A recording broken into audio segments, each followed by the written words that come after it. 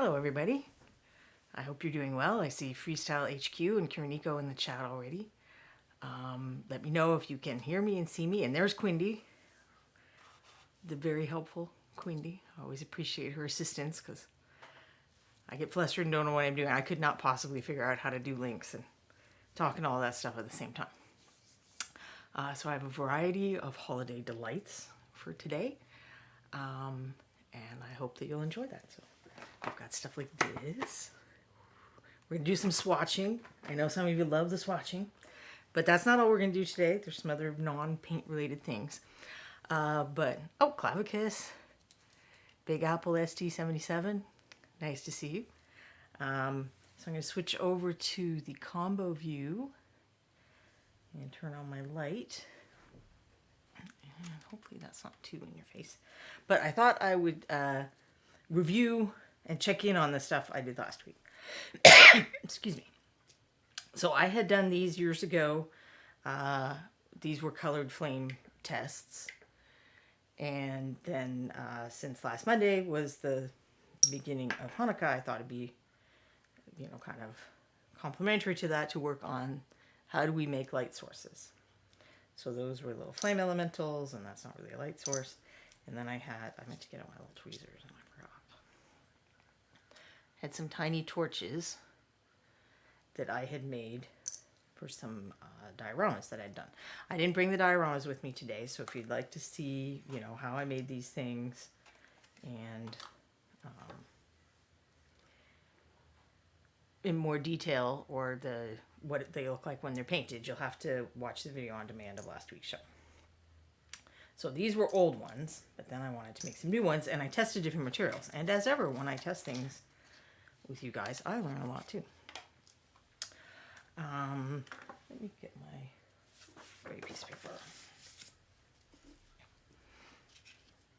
I think that helps it focus. So let's see which is which. I used 4 different materials to make the candle flames. This is the one I had used originally for all those older ones that I was showing you. So it's Woodland Scenics Water Effects, and you should be able to get it at like the model train store. It's easy to find online, I would imagine. The bottle may not look like this anymore. I bought this quite a while ago. So the price may also be more than what I paid for it. And I had assumed that a lot of acrylic medium products were similar. So like heavy gel, gloss medium, and what was the other one we did? Modeling pastes. And they were similar, but I found that this was the superior product still amongst the ones that I tried for a couple of reasons. One being that it took a little longer to start setting up, so you had a little more working time, and it did the peaks that make things look like flame really well, which makes sense. I mean, it's for making like the crests of water on waves, and flames are probably a similar thing. So this one was made with that material, and it's going to be hard to see because it's a little bit transparent. Hey, Rings Raccoon. And then this one was so I didn't have gloss heavy gel. I had a matte one. And I'd probably get gloss just because, hi green users, Bob and Julie. If I were going to use the same material to make like saliva dripping down a monster's mouth or something like that, it would be nice to have it already be glossy, but I had this as a free sample from the art store, so I just used what I had. And then the other 2 materials were modeling paste, so they're not clear. And then I have to try to guess which was which.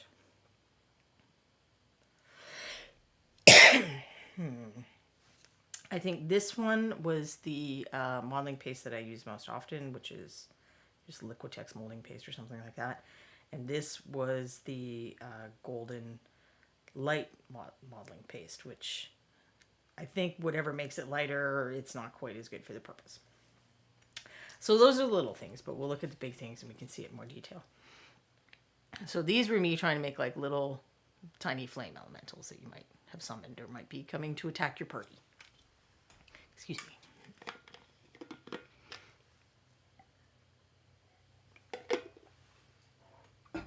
And I would probably do these on the base that they're intended. So I use this material because, so this is a cut up side of a milk jug. So it's very smooth on one side. It's a little more textured on the other side. And for regular putties, like green stuff, you can pop, once it's cured, you can pop it off of here really easily. Or even if you're trying to work with it, you know, and roll it out and stuff, it's a good material for that because the epoxy putties don't stick to it. I wasn't sure whether or not this would stick to it. So they certainly aren't just popping off. I don't know if it had thicker edges, if it might. I mean, they don't really seem inclined to pop off. But I did find that if I got a tool and got under there, that they started to come off pretty easily.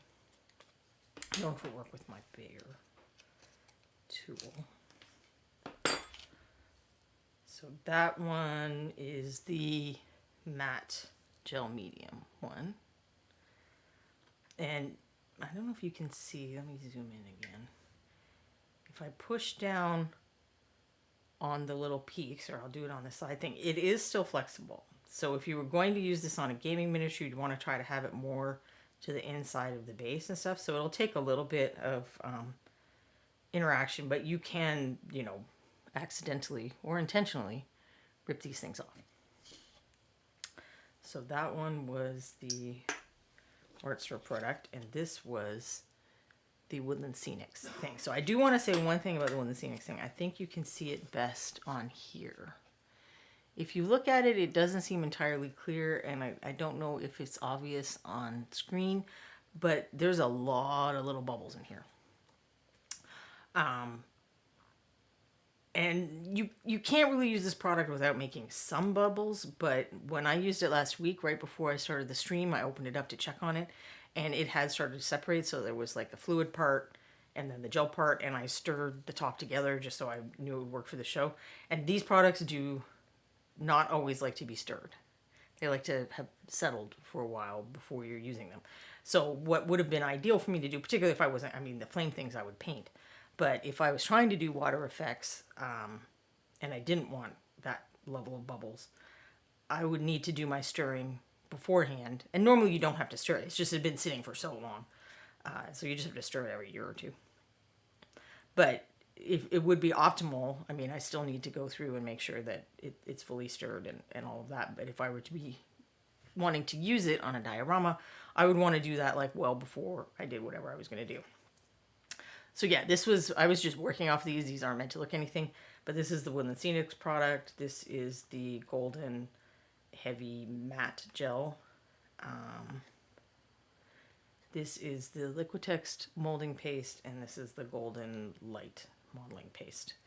Bob and Julie are wondering if these would yellow over time. I have used the Woodland Scenics one, and I do not think that it does yellow. I have not experimented much with the matte medium or gloss gel or any of that, but I would really find artists are going to be pretty upset if you give them something that's going to yellow if they use it as a varnish or mix it into their paint. So I would be very surprised if the Golden or Liquitex products yellowed. These ones might, because I think you're intended to paint over these, but even then I think they've just stuck chalk or marble dust or something like that in there, so I don't think they would yellow. It's just this stuff, but with white powder to give it a little more body. So I don't think they would yellow.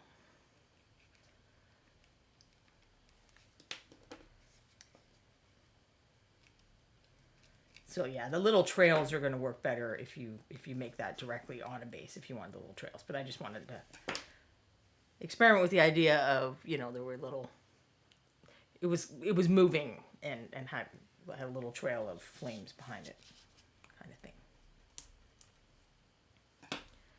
And this one, I think earlier I was testing and I did break one of these off.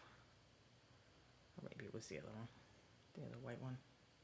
So they're fairly sturdy. I mean, they're sturdier than a lot of like dried plants or even artificial plant products that we put on our miniatures that are other things that I'm careful with. If it's something that's going to get handled a lot, I like to put that more in the interior, or like if the mini's holding out its arm, you know, like this guy.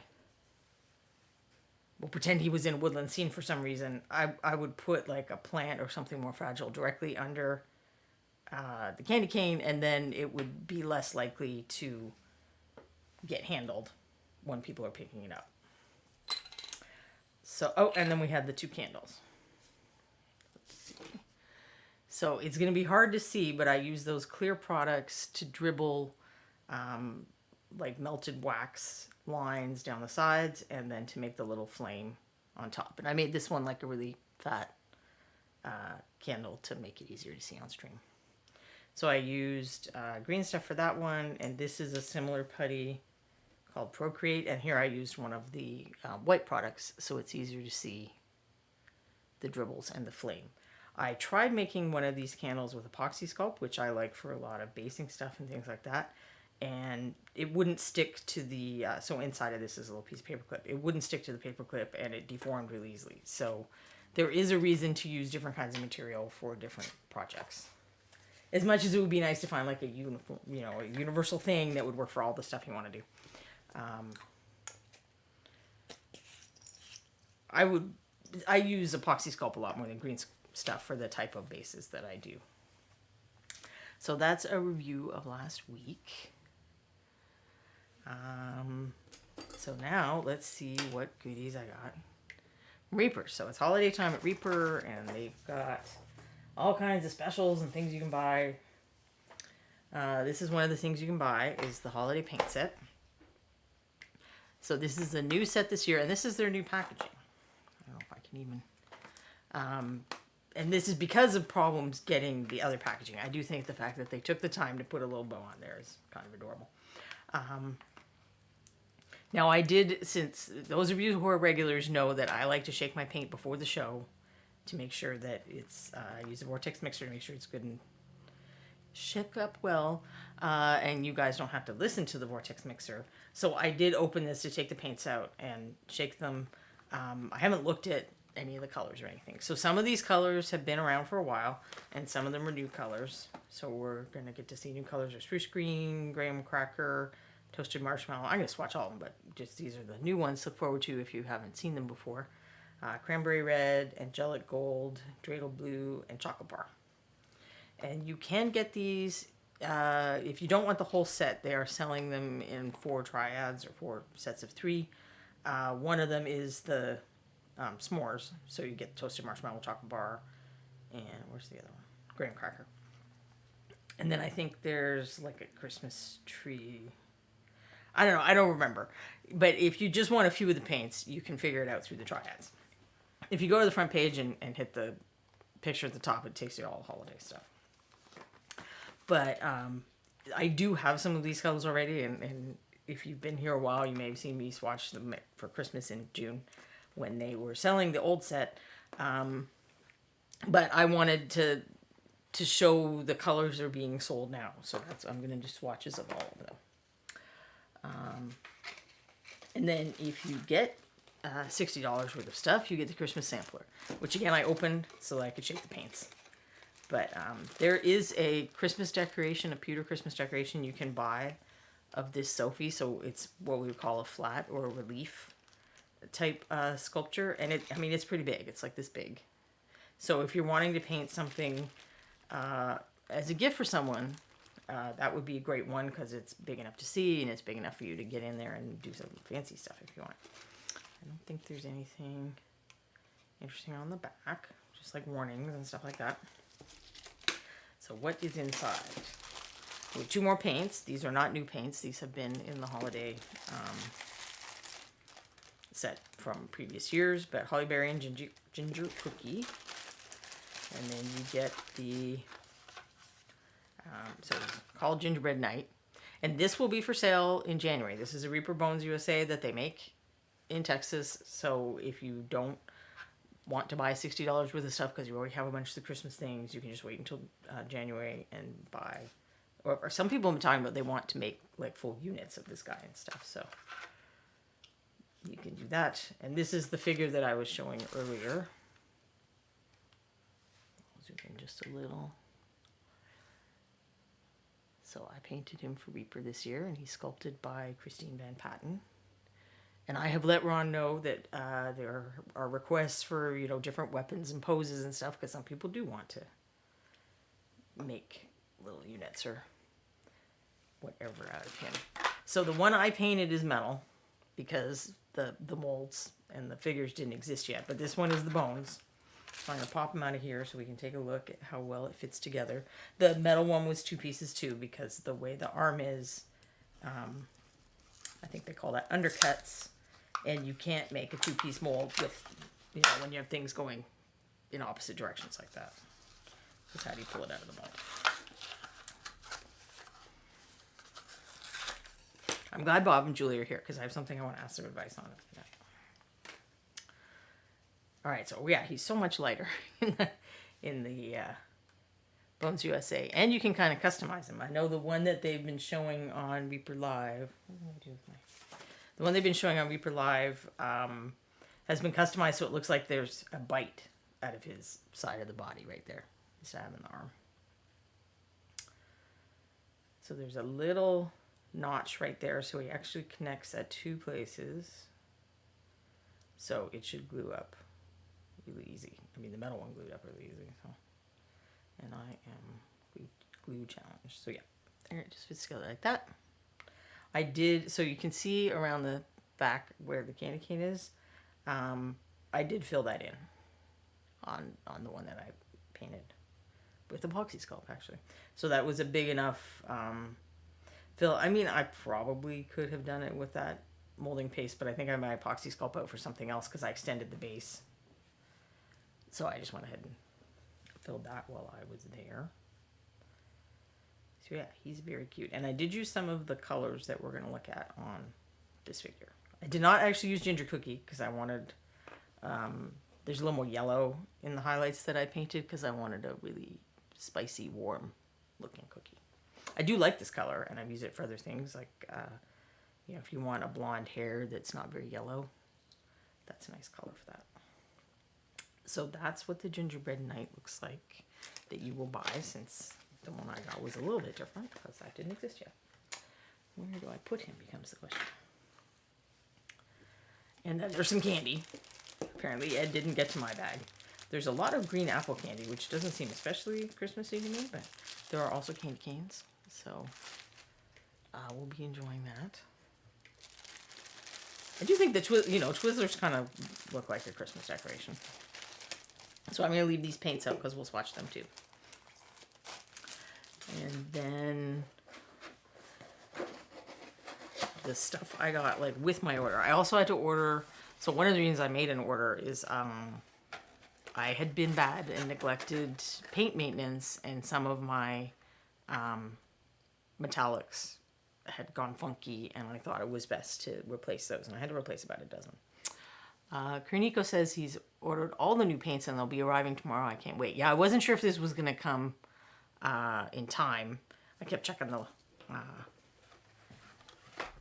track thing because I was like, well, I hope it comes in time for the show, because that was my plan. Ring says he can't eat any of the candy, but gives it to friends, so that's generous. I also bought Father Christmas because I don't think I have this one. So this isn't one of the 12 Days miniatures. This is one of the... there are a few holiday miniatures that are always for sale, I think, but then there are also some that are only available during this time of year. So I think that's like the... There's a Christmas night and Christmas Eve figure that are kind of in a similar style, and I think they're only available at this time of year. I did ask Ron, and he very kindly agreed with me to make the Dreidel Golem an all-the-time purchase, since it's the only Jewish faith thing. I didn't think it was fair that it only comes up every few 12 days. So I got that guy, and then I got this one in case I run out of things to do with you this month. I'll show you how I added decorations to the cookies when I painted that, and Julie made this fun one. And I'll show you pictures of the painted versions a bit later. I've got that on my computer. And then this is the Free Bones USA miniature that you get if you spend $40 or more. Well, for each $40 you spend, you'll get one of this. The Christmas sampler is just $60 per day. Oh, Big Apple's going to paint that Father Christmas next week. Next year would be still seasonal, because it's going to be this time of year next year, too. And Clavicus is swatching new paints right now. So yes, I too love this miniature freestyle. I think it's very cute. maybe in January we can paint that one. And then the, apparently, Reaper thinks I've been naughty, probably because I've been a little too slow painting some of the miniatures I'm supposed to paint. So, I got a lump of coal, which I hear is edible this year. So I guess this is probably not the one to keep for, like, collector's sake. That was probably better with the eraser one. Big Apple is already a full year behind on Krampus. Well, now you're caught up for this year, so if you finish Krampus now, you're right on time. Also, I think we can enjoy Krampus all the year round. I think that's the fun of Krampus. So I did not buy this year. I bought this last year to paint one for my mom. So if we have time later, I'm going to show a little bit of how I prep metal miniatures. So that's why I have that out. But first is swatches, because I think I showed you everything else. I think I want to move the Gingerbread Night over the potential splash. So, oh, but I will show Bob and Julie what I wanted to ask some questions with. So friends of ours were helping us out with, we had this whole dishwasher saga thing. We can never have just normal plumbing things happen. But anyway, this is a very sentimental object for my friend from her childhood. She actually had the one from her childhood was lost or broken, but they found this at like a flea market or an antique store or something. But it does have some chips. And because it's such a dark color, the chips really stand out when you look at it. So they were asking me if I could just paint it so that it wasn't very noticeable to see the chips. And then when I was looking at it closer after they left, I noticed that this part actually is broken off. It's not like that, just really looks like a scrape. If I fill in with paint and a little bit of sealer, I think that should look fairly uniform. That one's a bit of a chip, but these ones I don't think you would notice a lot. But this I think I will need to fix. I think there was another one I thought I would need to fix. So my plan was to use epoxy sculpt because it's really hard, but it also doesn't stick very well. So I'm waffling a bit on whether that's the best thing to use for this. Now I would do this on stream with you guys, other than I am not a very talented sculptor and I really have to concentrate. And because this is someone else's, I don't want to mess it up. So I'm going to try to do the sculpting, but I might try to do the paint matching on screen to show you guys. Because this being a smooth surface, I can either just paint over it or wipe it off, I think, if I get something really wrong.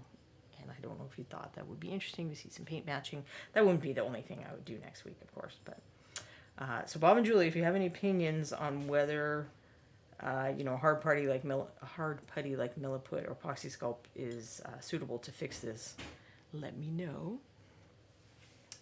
And now I will get to swatches.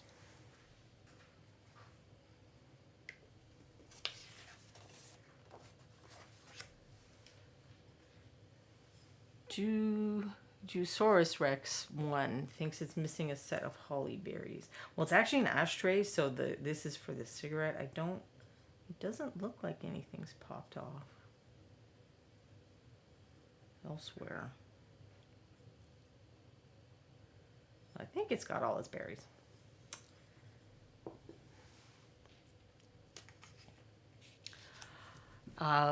One AG0 Morph has subscribed. Thank you so much, and is also thanking me for the great insight and has helped. It says I've helped a lot with painting, which really warms my heart. Thank you for saying that. I'm gonna get rid of my little gray thing because I'm trying to keep those for at least a few sessions. And now we're gonna slap some paint and water around. I do have all my lights on. I feel like this is once again a little too dark. I should have put that on more before I showed you the miniatures. I'll show you that guy again later. All right, do I zoom in and move it around? I think we stay zoomed out, and I can, I'll hold it up to the camera once they're dry. Well, maybe while they're wet and while they're dry, so you can see it. So I would like to know how the people of Reaper are getting them in here, because I have to say it took me a minute. Now, granted, I was putting them in the correct order so I could pull them out. Although that was probably weird of me, and I think I should just take them all out now. But it was not easy to get them in there. So maybe that's why everyone at Reaper is so busy, because they've been filling paint packs.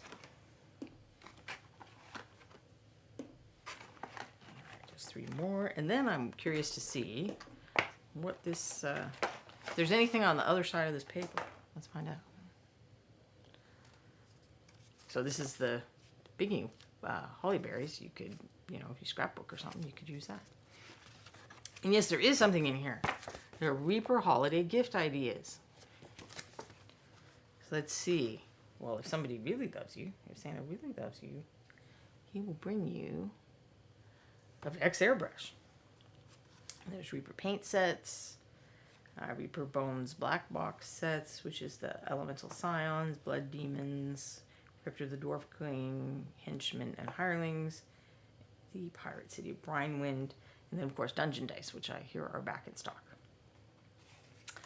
Rings Raccoon says, I did something like that last year. My farm boss dropped off one of her ceramic horse busts, chipping to the ears and the tip of the nose. I used Milliput sanded, color matched, and then gloss varnished the areas. You can't tell it ever chipped.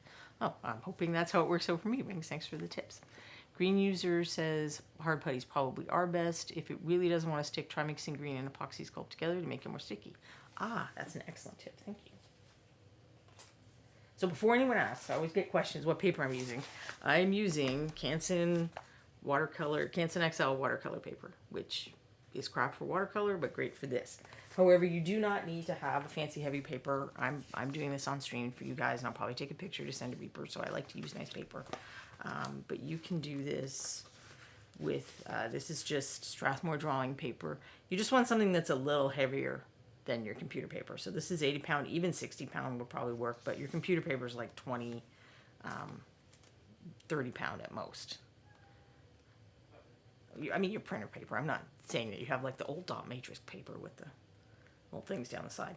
But these are the Pathfinder colors that I swatched, and you can see it worked fine.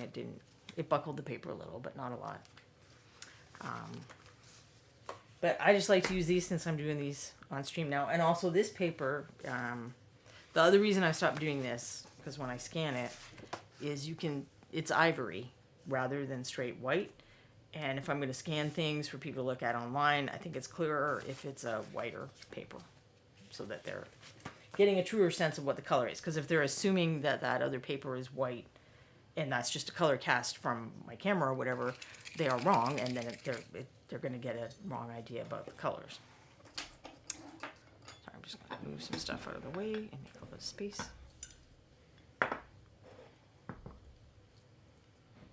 And somewhere on YouTube, there are at least 2 episodes where I went into way more detail about swatching and the options for swatching. So we're just going to really talk about the colors today. Let's use the bigger brush unless I really messed it up. So this is one of the new ones. Apparently there was a color, and I should remember this because I had the Pro Paints, but apparently there was a color in Pro Paints called Spruce Green, and this is not that color. So sometimes new paints will do that. They'll kind of ooze up off the top, especially after transport. And if you poke it, sometimes, with the pokey tool, sometimes you can make it stop doing that, but sometimes you just have to wipe it off with a paper towel and accept it. I find that my paints will sometimes do that after I get back from a convention as well. So then I'm dipping the brush in a little bit of water so we can thin the paint out and pull it down and see what it would look like if you use it in a wash or glaze. Or if you add white. I mean, in effect, I'm adding white by making the paper show through a little bit. But this gives us the mass tone, which is what it looks like straight out of the bottle, and then the undertone, which can sometimes be surprising. We may find that with coal black. So that was Spruce Green, and I put a little N there because that's a new one. Now we have Christmas Wreath, which is not a new one, and I did use Christmas Wreath on this guy as one of the colors on his buttons. So once I knew what the holiday colors were, I did try to incorporate them. I just chose not to use Ginger Cookie because, as I said, it was not the kind of color that I envisioned for that particular cookie. And then we went out on the weekend, and the restaurant we went to had a ginger cookie dessert. It was excellent. But since I'd spent so long, painting and thinking about gingerbread, I was like, well, how can I resist? buying this enormous ginger cookie. I took it home to eat it later.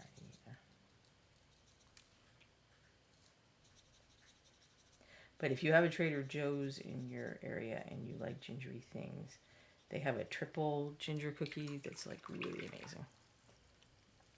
So that is Christmas wreath, which you can see is, so this is this green has a lot of blue in it and this green has a lot more yellow in it. So they're really, even though in the bottle they don't look that dissimilar, one just looks a little lighter than the other, they're a fair bit different once you get them out on the paper or the mini. I'm going to, since all my paints are oozing, I'm going to find a smaller paper towel that's more convenient. Alright, so now we're on graham cracker, which is one of the new s'mores colors. I was very interested to see that. I know Anne had a policy of not naming paints food colors so as to discourage the idea that eating them was a good thing, which I understand. It also does make for a pretty cute triad name. That looks like a very handy color.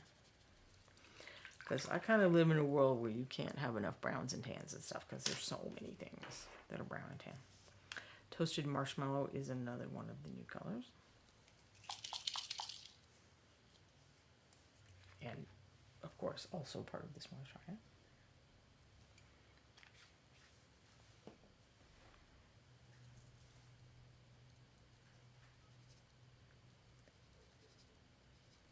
Now this is an off-white, like a very light gray, so thinning it out is not really gonna change life much for this particular color.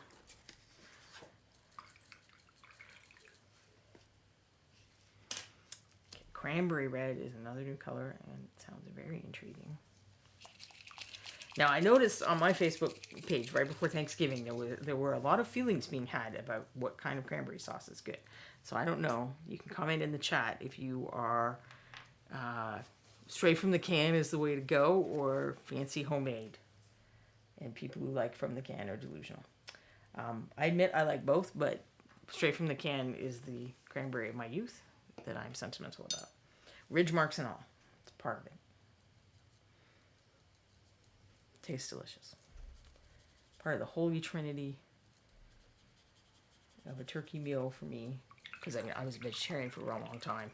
And I didn't eat the turkey.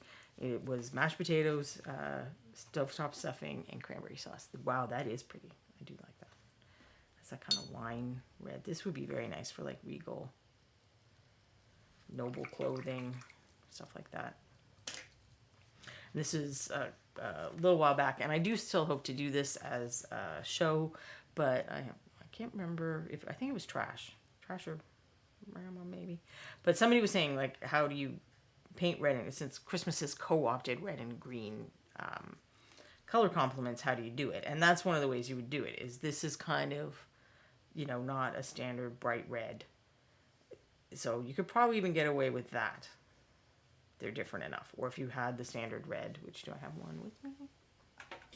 Let's say that if I had that. But I pair it with that green, it starts being less Christmassy. Or if you have like a khaki green or a brick red.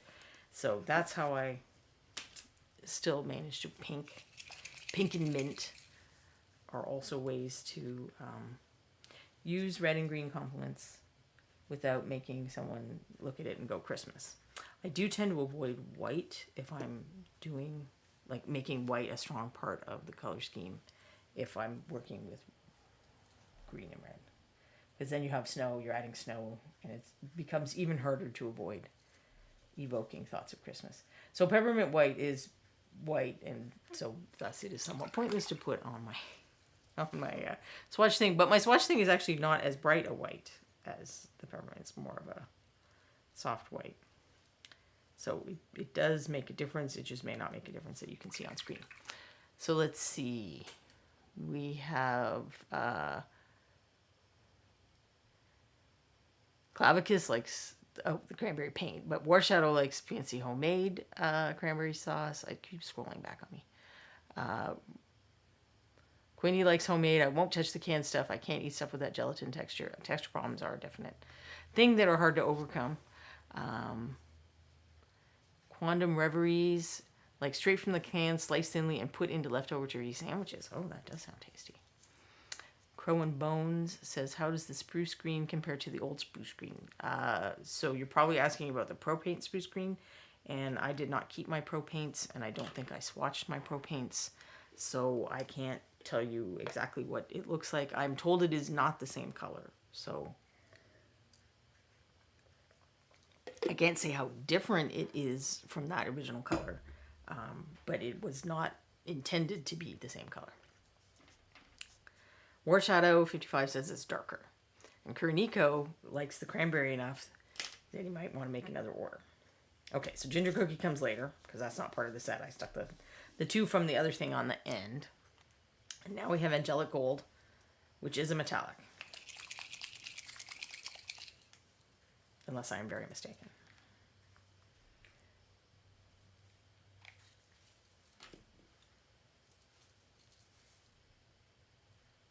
Got a little bubble in mine. It doesn't want to come out. Wow, it really doesn't want to come out. I'm just making more bubbles, so I'm going to leave that and blow on it in a minute. If the bubble's still there.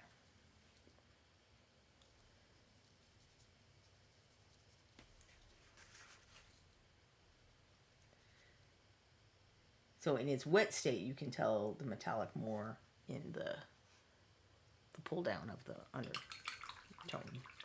But we will see what that looks like when it dries. Maybe I'm going to add just a hint more of the mass tone.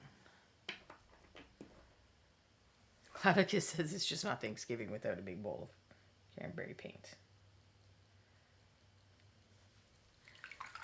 I think the price rate on paint versus cranberry sauce, you're probably going to want to go back to cranberry sauce. Sparkling Snow is also a metallic. With just a little hint blue. And I think this would work nicely as a highlight for some of the colored metallics. I probably should have brought a few over, but I didn't think of that. I may not have shaken that enough. I suspect I did not. All right, I'm gonna take the sound off just for a second.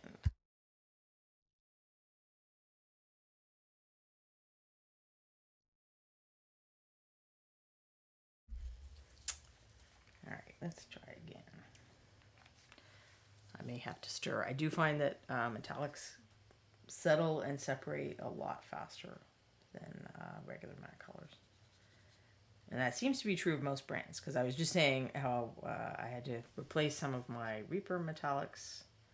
It wasn't just Reaper. I also have to go over to Hobbytown and buy some of the Viejo ones I like. I probably won't buy all of them because I find that I bought all of them originally, and then a lot of the silvers are really similar.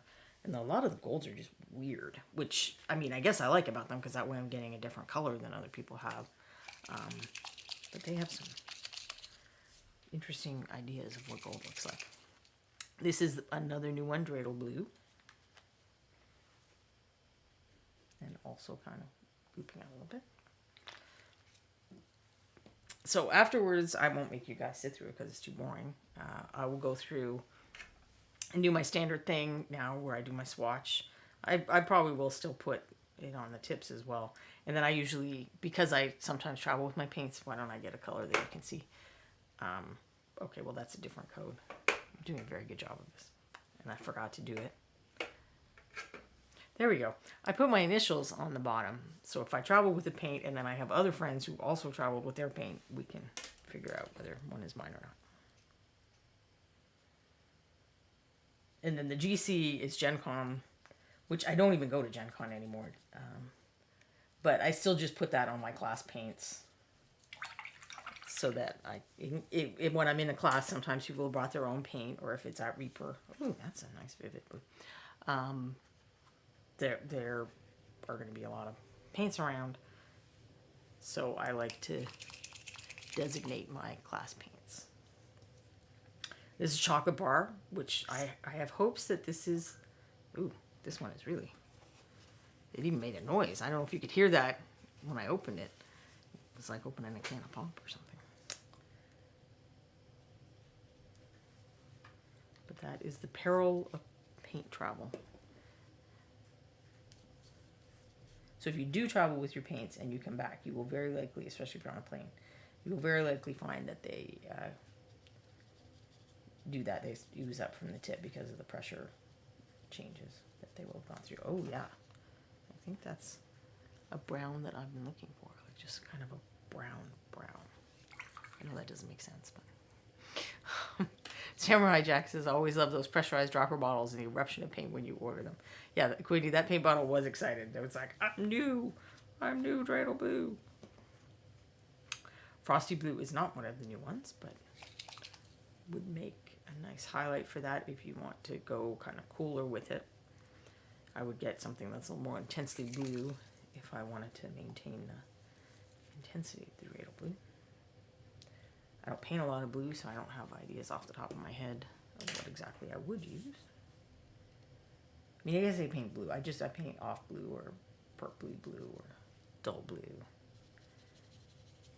Just not a blue person that much.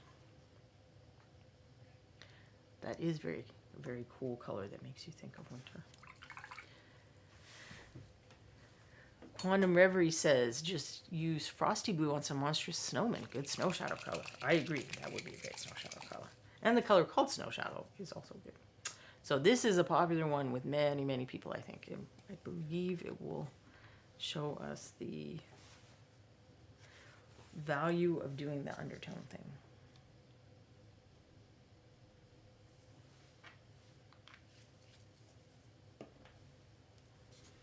Because it looks like just straight up black right now. So let's get the bit of water and see the magic. You can see that there's actually a fair bit of blue in there, which makes it a nice color to shade certain other colors with. Is Frosty Blue satin or glossy or is metallic? Frosty Blue is a standard matte paint. I don't think Reaper manufactures any paints that are intended to be glossy other than, you know, the metallic sheen. Back in the day, there was occasionally a paint that was glossy, but it's been a long time since I've had a Reaper paint that I needed to add a little, you know, matting agent to because I thought it was too glossy. So this is Ginger Cookies. So the Sparkling Snow is the one that's the metallic blue, well, hint of blue. Crows, do you have problems with having some glossy Reaper paints? Maybe you need to stir them. Maybe there's too much. Okay, just Ginger Cookies. Maybe there's too much medium in there or something.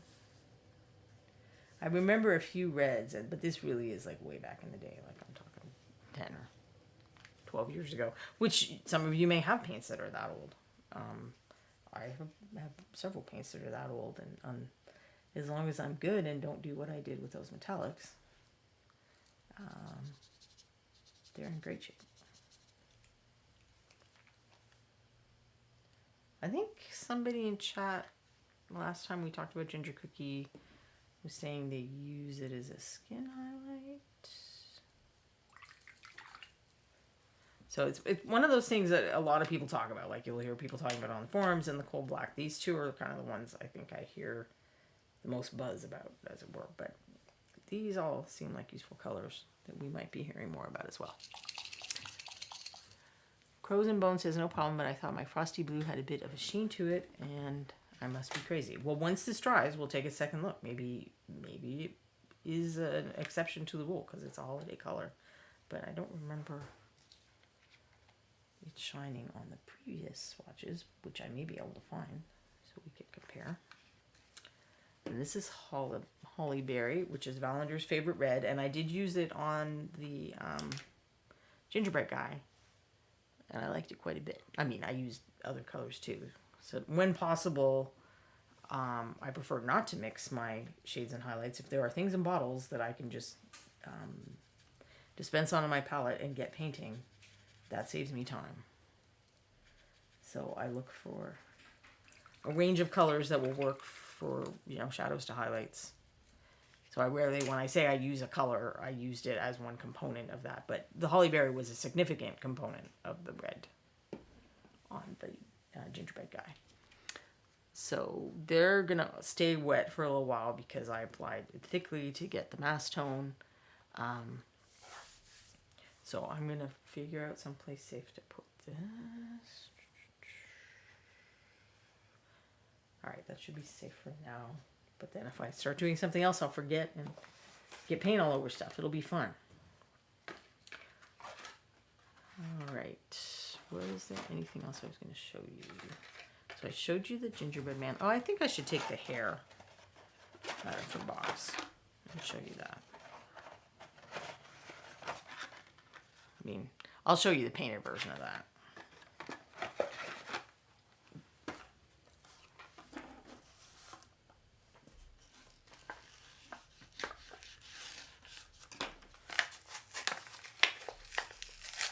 Rings likes the reds, hollyberry, and cranberry are very nice. I agree. So, oh, look at the little tail. Oops, going the wrong direction. There's some nice detailing on the pants. Little ruffle hems. This is a very nice, clean miniature. She's got some booty. And I hear that Christine has sculpted another of these that will show up at some point. But I have no more information than you guys do about that. So that looks very fun to paint. But alas, it is not seasonal enough, so I'm going to have to put that one off. Instead, I will start to do, I'm just going to put the water out of the way so I don't. Also, I don't like to keep brushes and like my sponge or paper towel that I wick my brushes off on too close to where I'm doing metal prep because I file, and so I'm going to make a little fine dust. And I don't want that getting into my paint stuff because then it's going to add texture when I paint. So it's not dangerous or anything. If you file or sand resin, you should wear a mask while you do that, because if you inhale that stuff, it is not good for your lungs. But the dust from this is going to be heavy enough that that's not really a factor. Ask Reaper anything. Where is Reaper answering? Who's answering on behalf of Reaper? I have so many questions. I don't know what this is. Perhaps Quindy knows. All right, so this is fresh out of the package. Well, first I'll talk about my magnifiers, actually. So you guys know I wear the visor. And I have a couple of different ones of different strength. And I used to have the old style visor. I used to actually wear like a higher power one for just about everything that I did. And then after a while, I tried a lower power one that a friend had when this style came out. And then I ended up liking it. So I use the lower power one. It's kind of medium. So it's not the lowest, it's not the highest, it's kind of the medium one. I use this most of the time when painting now. If I'm painting a very small face or I'm doing fiddly freehand or something like that, I may switch over to the higher power one. But interestingly, I typically prep minis still with the higher power one because I'm looking for mold lines and little imperfections and stuff like that. I'm not going to do it now. I'm going to wear the medium power one because I will also have to hold it closer to my eyes and I'm more likely to get off screen if I do that. So I'm going to give it a shot to prep this guy with just my regular visor. But after the show, I will probably go check and see that I didn't miss anything. And I'll get this back out because if I do get metal stuff on that, it will just wipe off. Quindy says I could find out more about the Ask Reaper Anything in the newsletter, which I thought I read, but either I have not retained the information or I didn't read it. So these lines of things, because some of you may not be familiar with metal miniatures. It's what Reaper started with and was bread and butter for a long time, but bones is like so popular now. And there are so many people who've come into the hobby through painting miniatures for board games or because bones is less expensive or other plastic miniatures that I know there are now a lot of people who aren't familiar with metal. So I thought it was worth spending a minute to show how I deal with different metal things. Because if you get, all the 12 Days miniatures are metal, all the Halloween ones were metal. So I figure it's worth going over now again. And I could also, you know, spend a minute going over the Bones USA guy prep if you guys would like that too, because I think I have plenty of time left. Kiriniko says Quinny knows everything. Whether or not she wants to share with us mere mortals is another story. That is accurate. So this stuff is flash. When they make the mold, it's kind of like an Easter bunny. You know, it's a chocolate Easter bunny. I mean, not the Easter bunny. So it's a 2-part mold where there's the 2 halves. But you've got to get the metal in there somehow. So there's little channels, and these are remnants from the little channels, I think. Probably Julia, like, she doesn't know what she's talking about, which, you know, is entirely true. You can usually just twist them off. But if you're concerned about it being clean or one isn't coming off, you can also just use little clippers. Twisting you may feel more comfortable with twisting because you know you're not taking anything off the figure. But that one looks like it doesn't want to come off. So I'm going to just get in there with my clippers. And they cut flat on one side. Not all clippers do this, but this particular kind, they will be called flat cutting. Let's see what they're called.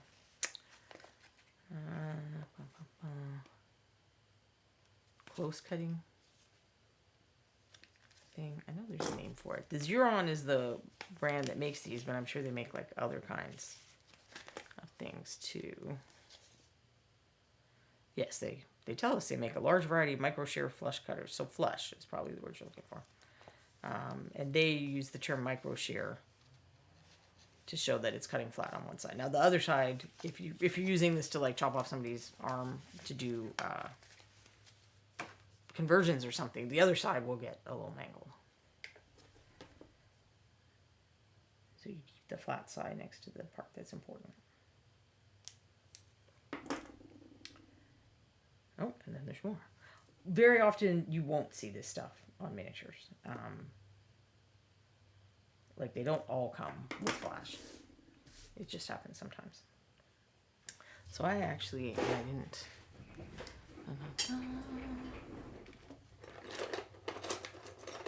Didn't get it out. So these are the kind of files you can get at the hardware store. And often the hobby shop as well.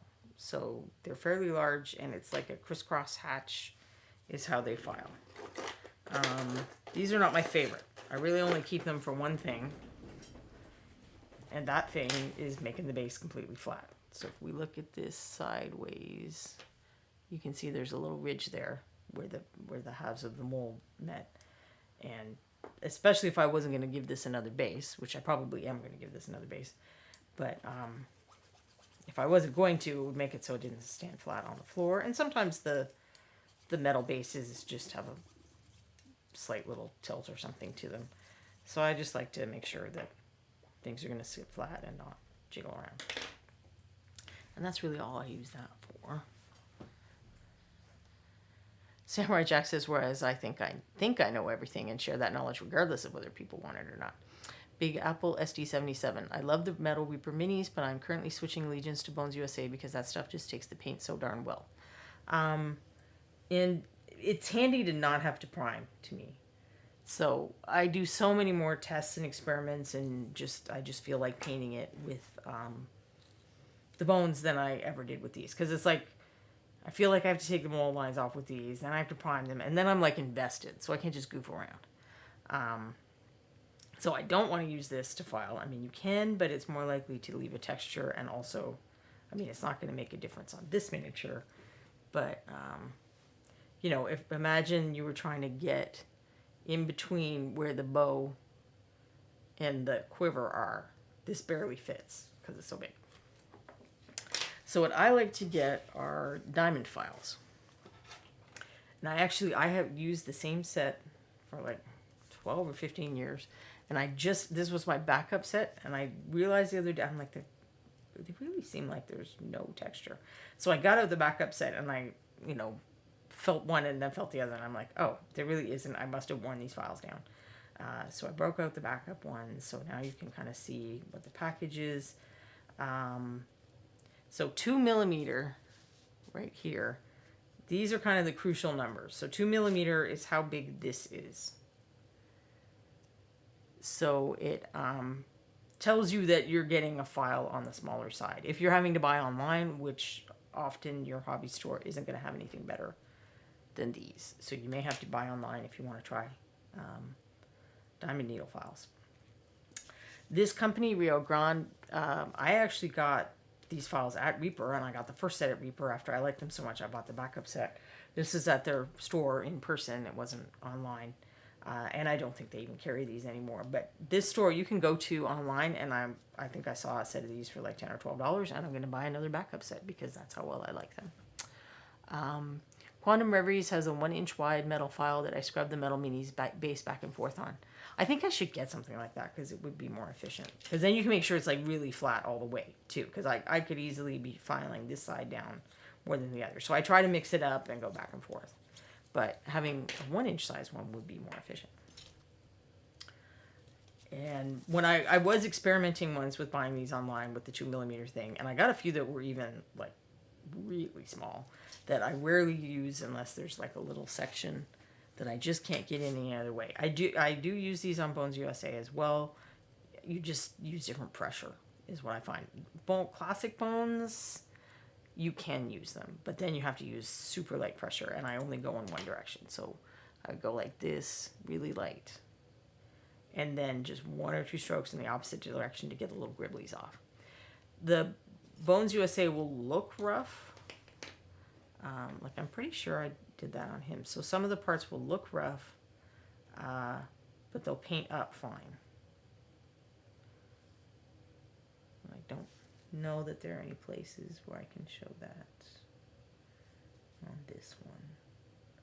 But perhaps I'll, work on the hair folk or something and do that another day.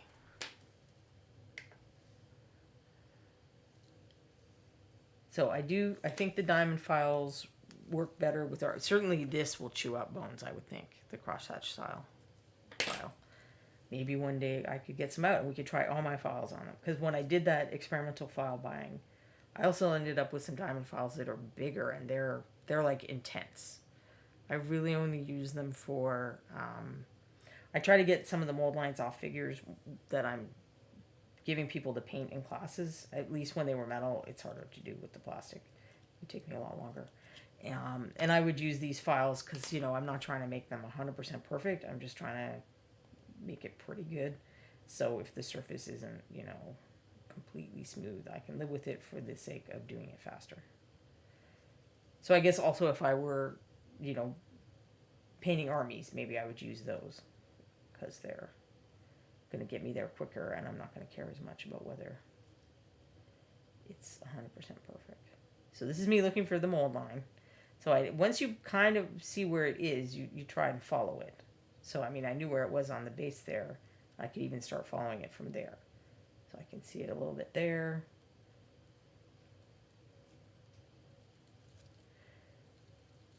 Also, the other thing about metal miniatures is, well, actually, this is true of plastic miniatures as well. It's not if you didn't find it at this stage, you're cooked deal. I have regularly, I started to paint a miniature, realized that I hadn't caught a mold line. I deal with the mold line and I put my primer back on and then I continue. You will usually notice when you're putting the base coat down, so you haven't really done any work. And that was even, so I finished his face. And let's say I'd even finished this robe, coat, I don't know. And then I found there was a mold line on the inside. I painted this brown and I found there was a mold line on the inside of the spear haft. I would just, work to have it so I'm only touching that part and not the parts I've already painted. And then apply another coat of paint if it's a bones or primer if it's a metal and just keep going. So you don't have to strip something down that you've half painted if you didn't find the mold line until later in the process. If you have the small files, you're fine. Crows and Bones says some blacksmiths and metalworkers dust their files with talcum powder to stop metal shavings from clogging the file. I've never had a file come up from mini, so these will. The crosshatch files absolutely do. In fact, these will. They make this brush for these kinds of files. Like these little circles you're seeing, those are pieces of pewter. And I can prove that by, you know, if I get a sharp tool, I can pick them out. This is not the way I clean these files. And this is probably going to be one of those things where people who know what they're doing do it a different way. But what I do sometimes, where's my stuff? Oh, my drawers got turned around, sorry. I have like this little set of drawers under this desk because there's, it didn't come with any drawers. Okay, now I'm just flipping it completely around. So I apologize for any weird noises while I'm being Michael Proctor right here. So I had white putty that I was doing this with, but I bet it would work even better with this blue putty that's very sticky. But the white putty's probably going to show it more. So you do want to warm it up. And then once I've done this with putty, I either, you know, clean all my files and throw it out or just keep the putty for that. So it's a nice clean white surface. And you can see the texture, but you can probably also see some pieces of metal where it's gray now.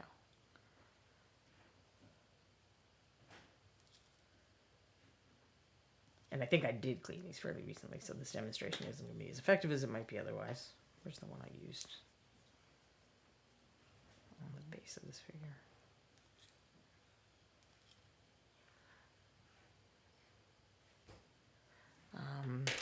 And these timing files are new, so I bet it won't work. But I did do the Gingerbread Man with them, so maybe there'll be enough on here. Yeah, there's barely anything. Oh, there was a little more in that one.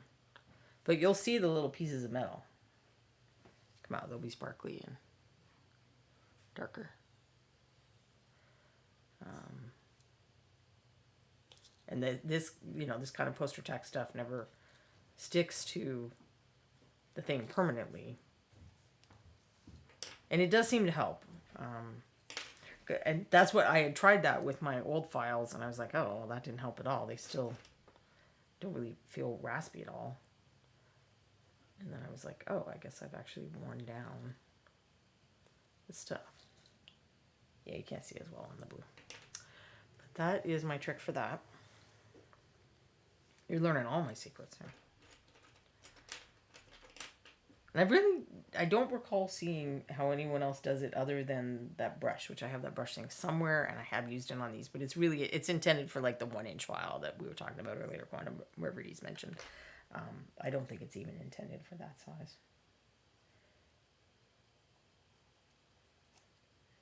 Because it's like a brush version of what I was trying to do with this. It's got like pointy metal bristles that are trying to scrape the piece of metal or wood or whatever that are stuck in the file away.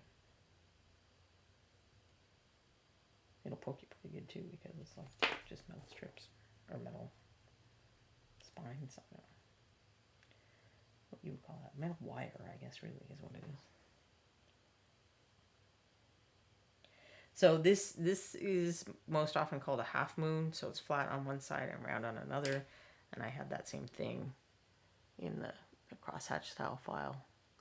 And that is, if you can only get one file, I mean, usually the diamond files come in a set. And you can't just buy the ones you want.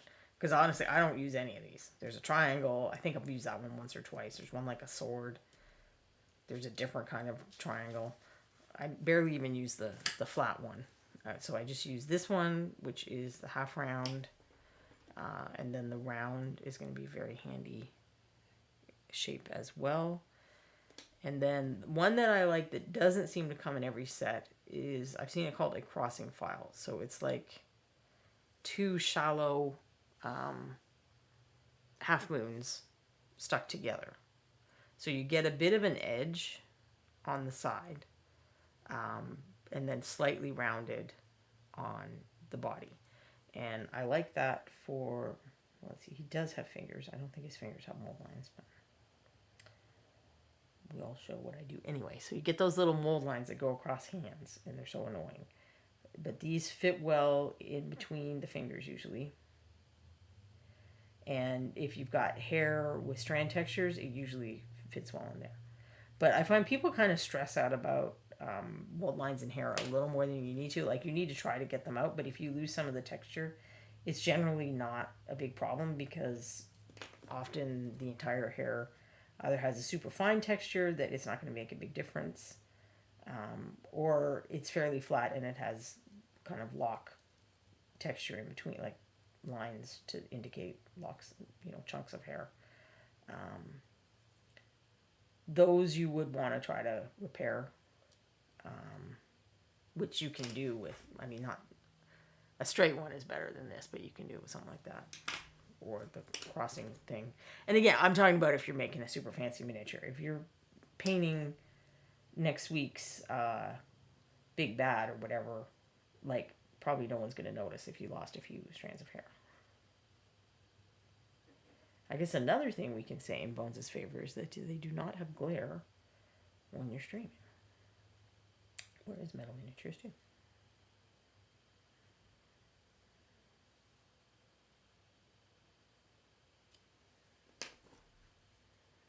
So I usually just go back and forth between those two.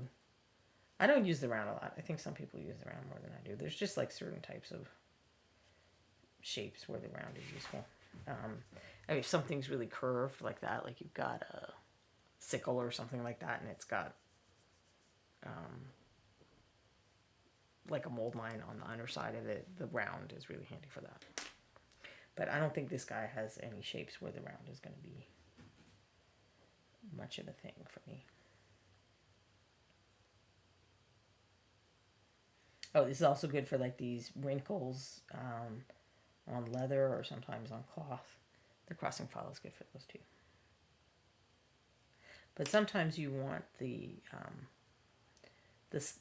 more of the curve that's on the edge of the half round.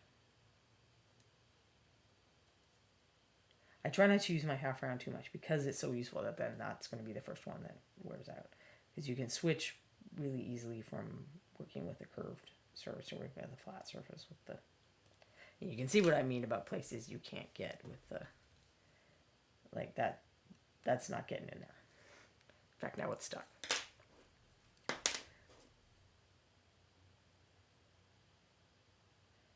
Although, again, depending on what you paint, you may not care. I paint things where if I'm going to spend, 10, 20, 30 hours painting it, I don't want someone to be able to go and look at it and go, oh, a mold line. That kind of breaks the immersion or whatever.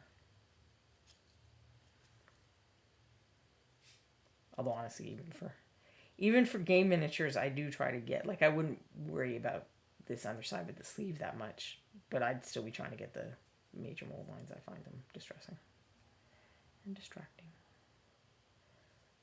But I've also painted Bones miniatures where I just didn't give a crap. That's, like I was saying, one of the nice things about them. I can paint miniatures where I don't give a crap and not feel bad about it. That was revelations with Bones for me. It made it easier to do, like, study things and practice stuff and test stuff. Hopefully I'm remotely staying on screen. Because I find with the metal minis, you do end up moving them around a lot because different angles of light will help you find the mold lines easier. Or indeed at all. The guaranteed way to find them is to put paint on it. I think some people even will do like a black wash just over where it is at this state, like no primer or anything, just to find the mold lines and be able to see it better. Some people find the metallic reflection very distracting and they can't see past it. Just like, original Bones, the really white ones, those are a lot harder to see on than the gray style ones that they're doing more now.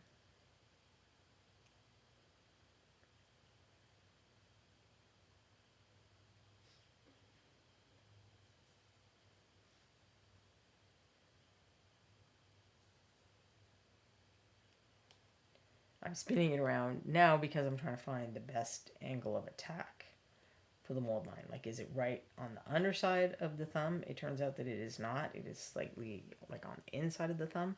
So I'm going to have to try to get the edge of this into that cup of the thumb to scrape a little.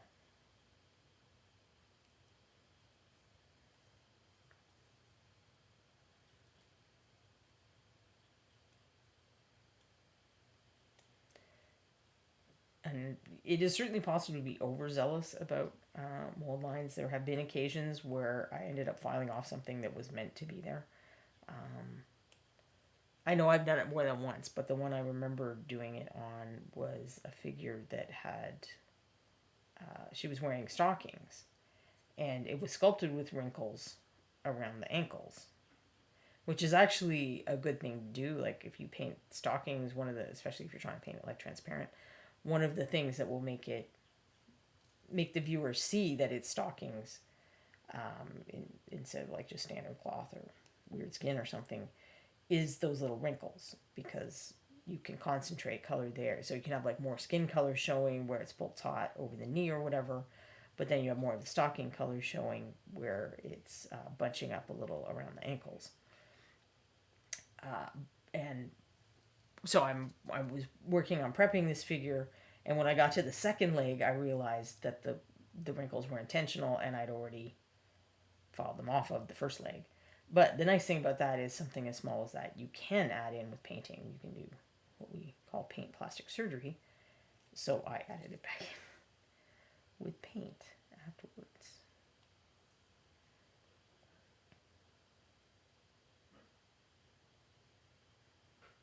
But I know that's not the only time I've done that. Absolutely. There's been a couple times when I'm like looking and I'm like, okay, I know the person who sculpted this. Do I like contact them and ask them if this is meant to be there or if it's something I'm supposed to file off?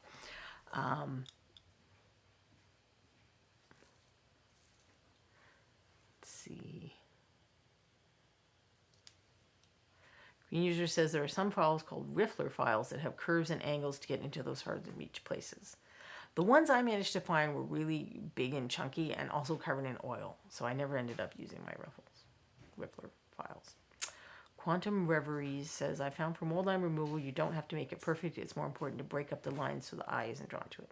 That is true, and there are going to be places, particularly like hair or whatever, where it'll fit in if you break it up a little.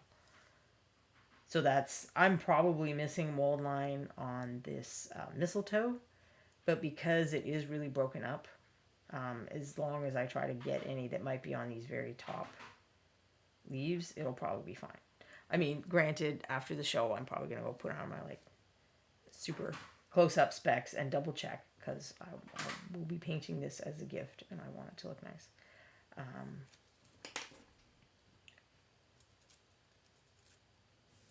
But for most purposes, I mean, even like I try to do a really nice job with this on the miniatures that I paint for Reaper, but sometimes it's more important to paint something faster than to spend 4 hours on prep or whatever. So there'll be ones like I know the picture isn't going to see the underside of the arm, so maybe I won't make it absolutely perfect. I'll do like Quantum Reveries is saying, and just get the worst of it where it would show and break it up a little and stuff.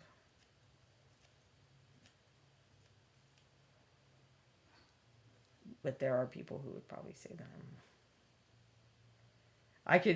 I'm the kind of person who spots the mold lines. They show you their pictures or their figure or whatever, like for a contest or something, and I'm like, oh, did you know about this mold line over here? Which, not to say that I'm like going to disqualify something from a contest because I see a mold line. This is not true. But for some reason, I can spot them a lot easier on other people's miniatures than I can on my own in this stage. Sure, I'll spot them on my own once I finish painting and it's too late to do anything about it. Because that occasionally happens too. But like I said, if I'm just base coating or I did a wash or something and I notice the mold lines, I have no compunction about cleaning up just a little area and putting the primer or paint back over it before I continue, if it can safely be done. It's not a thing to stress over. I get sad when I see people say, well, you know, I started to paint this miniature and then I found a mold line, so I threw it in the simple green. I'm like, no, you don't have to do that. You don't have to lose all your work.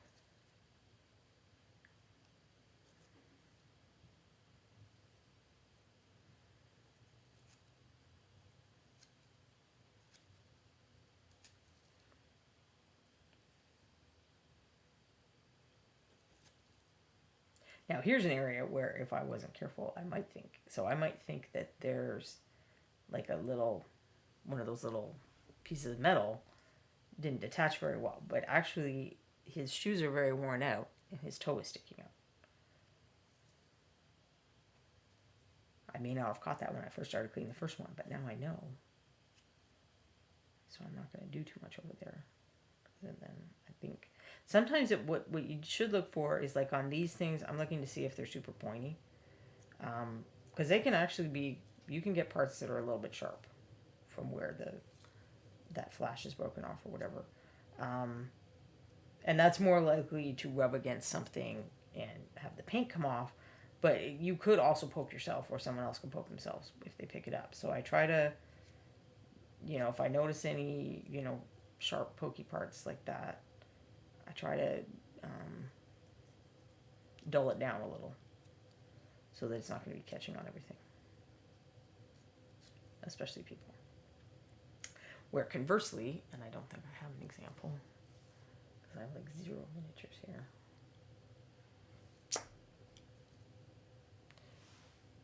Well, all right, let's pretend this was a sword. Or, no, I have one of the weird ones. Pretend this is a sword. That's not the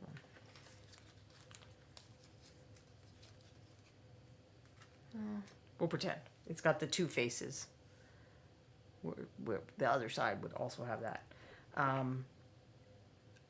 Often it looks a little chunky or dulled. And this is harder to do on bones. You probably have to shave it or something. But on a metal miniature, you can sharpen that stuff up really easy. You get the flat side of either this one or the like straight flat file, and you just go down the diagonal until that edge is nice and soft and small. So sometimes you'll get it where there's like a big chunky edge in the middle. Now, some of them are designed to have another face, so they're really like 6 faces. But the ones that are meant to be like this, and also if it's uneven. So if it's uneven, it might look weird when you put a wash over it or do non-metallic metal. So I'll make it nice and even before I prime. Hopefully that made like a tiny bit of sense. But like basically there's stuff you can touch up with the file and alter a little. Like the only way to do conversions isn't to cut things up and glue other stuff on. You can alter things by taking pieces of the metal off.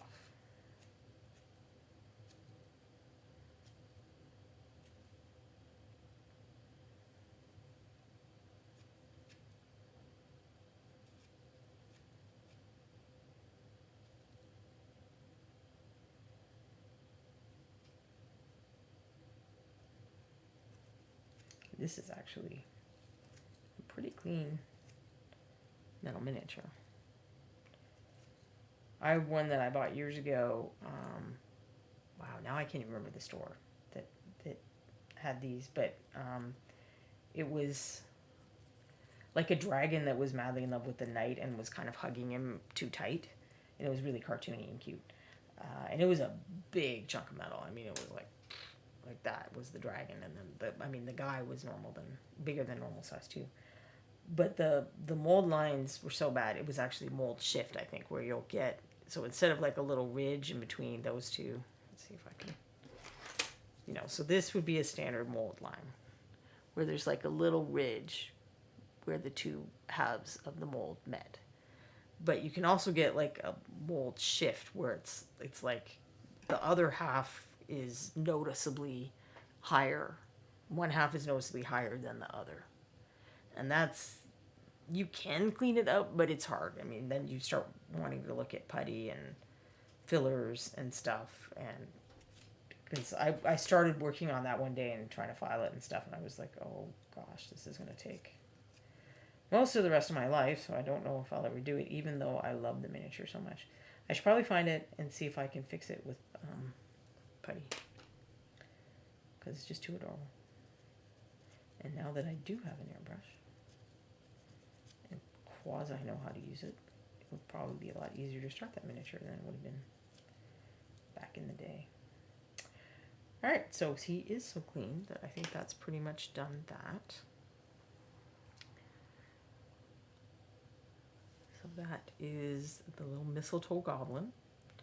And I want to get him ready to paint sometime this month, which I realize is running out, so that I can show you guys how I painted the reds on the one I painted last year. Actually, speaking of that, before we do other stuff, let's pause and look at the pictures of stuff that's available this year. So that's the Gingerbread Golem that I was showing you earlier, which is in the, what are they calling it now? Holiday Sampler. So that's if you spend at least $60, they include that. It's equivalent currency in the UK, and I asked about Australia, and I did not get an answer, so I don't know what the deal is there. I apologize for that. I'm trying, people. So that's this guy. Daka Flocka Flame says, I had a mini with a really bad mold line down the middle of his face, so I painted him like Two-Face. That is a great idea. And sometimes you'll have things like that, like a part will break off, or it didn't cast right or something. And you can be really creative and make your mini cooler by embracing the problems. So I commend you, Daka Flocka Flame, for doing that. Quantum Reveries. I had a large resin kit, 1/6 scale with mold shift. I literally used a jigsaw to cut the part in half along the mold line and re-glued it properly aligned. Wow, that must have been some bad mold shift. So there he is with the sharpened candy cane, which I was looking for pictures on the web for reference of what it looked like whether, I thought I knew, but I haven't had a candy cane in at least a year, and probably longer than that. But the site I ended up on, it had a picture, but then it was talking about how they really don't let prisoners in jail have candy canes because you can do this, and it's sharp. Which, I don't believe everything I read online, but that was interesting. So this is the cat dragon in a tree. And if you, there's a post on my website where I show most of these pictures, but I also show a picture of the cat that I used as my reference for painting this, which is one of my cats he doesn't actually care about the Christmas tree, but he is that kind of cat where he'll do something and he'll be like, why is this bothering you? I'm doing something perfectly normal. Stop yelling. So he makes that face all the time. He does not have wings, thankfully, or we would go nuts. He would run the house even more than he already does. This is a cute little dragon with a stocking. So after the Gingerbread Man, these are all part of the 12 Days miniatures. So the 12 Days miniatures are for every $40 you spend, you can pick out one of these. So that's how I had well, actually, that's not true because I had that from last year. But that's how I had, the little Yeti with cookies was one that I picked up for my order. And then Father Christmas, because I didn't paint that one for Reaper, and I'm not sure that I even have one. So all of these miniatures, there's, like I was saying, there's a post on my blog right now, and that post will link to other posts where if I shared anything about how I painted it, it links you to the post about that. So this one, I talked about how I did the lighting, and I roughed in the areas where it was going to be darker or lighter, first with primer, and then I did it again with the green paint. So you can see pictures of the process of how I did that, if you are interested. I don't think I did it on the stocking, but I don't think I showed the pictures of that. I think I just did the pictures on the green. Because usually I'm painting these on pretty tight deadlines, so I don't always get a lot of work in progress pictures. This is the Yeti that I have, the metal one that I showed you before. And if you buy it, it doesn't, and there'll be a picture later that shows you, it doesn't have anything on the cookies. So the way I made those was those same products like the Woodland Scenics water effects that I used last week to make the fire stuff. I used to add icing to the cookies after I painted it. And then Ron's like, well, shouldn't there be icing on the cookies? So this is what this was the picture I sent him. And he's like, but why aren't these cookies iced? And I'm like, I don't know, because she raided the kitchen before they got that far. I don't actually like the sugar cookies with icing. Those are not my favorite cookies of Christmas by any stretch. And I enjoy the decorating, but I don't like eating them. So I don't always think about those first as cookies. This is the... Oh, and I believe that Julie sculpted all the previous ones. But this... Well, not the Gingerbread Man. That's Christine Van Patten. This one is Bob Rodolphe. And I enjoyed painting this one a lot. I mean, it was challenging to paint because it's gold non-metallic metal and a lot of white. And I did the pre-shading thing on this one too, so there's some pictures of what it looked like before. You know, when I was just deciding where I wanted the shadows and highlights to be. And then here it is where you can compare it to where I actually did end up putting the highlights and shadows. I don't know that I used the holiday paints on this one because I think this one might be older than the holiday paints. This is another cat dragon who's messing with an implied tree, and I really love how Julie did that. Like you know that they just grabbed an ornament off the tree. And also the sense of wonder, like he's making a little O with his mouth because he's like, "Ooh, it's so shiny." And this cat dragon has a very long fluffy tail. You can see, I did a couple angles from above so that you can see the tail curling around because it's not always clear from the side angles. I think I also did the pre-shading on this. So there were a couple of years where I was very into figuring out my shadows and highlights with various gray tones of primer. So, and it must have been around the same time I was painting Christmas miniatures because I have before, you know, painting and after painting pictures for both of those. This guy was not done that way, and this one is by Bobby Jackson. And he's a very cute little gnome. Apparently there's some gnomes working with the elves in Santa's workshop. He was a lot of fun to paint. And this one is just that sense of joy like kids have about all their cool presents. I think Julie really captured that in the posture and expression of this little dragon enjoying all their gifts. And I think the page that it links to for this one talks about how I did the snowflake wrapping paper. Because I painted enough of these that, I mean, the first wrapping paper I painted was actually on a diorama that I didn't think to bring with me. But then after I had that experience, when Ron kept sending me miniatures with presents on, I would try to do designs on the wrapping paper. These are 3 of them together, which they all came out the same year. So when I have them like that, I will often take a group shot. And then it's partly for scale because the winter elf is like a normal Reaper miniature humanoid person scale. And then you can compare the other two. Although the other two are still, like, it's a hunk of metal. It's just not tall. It's got more center mass, I guess. And then we're back to the beginning. So I did 9 out of the 12, I think. And since I don't have really good pictures of other people's miniatures, I don't want to put them in a slideshow. It's not like I'm trying to eclipse Anne and Shannon, who painted the others. It's just I would be stealing pictures off of what Reaper puts up, and they'd be very small, and they would be higher quality, I wouldn't think. So let's briefly look at, because I think all the paints are dry. And they will look different dry. So there's this, we can go a little closer. There's the spruce green, which has a really nice blue undertone that I like. I'll have to, because often the green paints like that are kind of transparent, and it doesn't look like it's going to be as transparent as some, so I'll have to do some tests. That's the Christmas wreath. This is the new graham cracker. And it's not 100% dry. There's a slight sheen on the 2 thickest parts, but it's dry enough for us to be able to tell the middle part's dry. And the same with this. There's some thick parts that aren't 100% dry.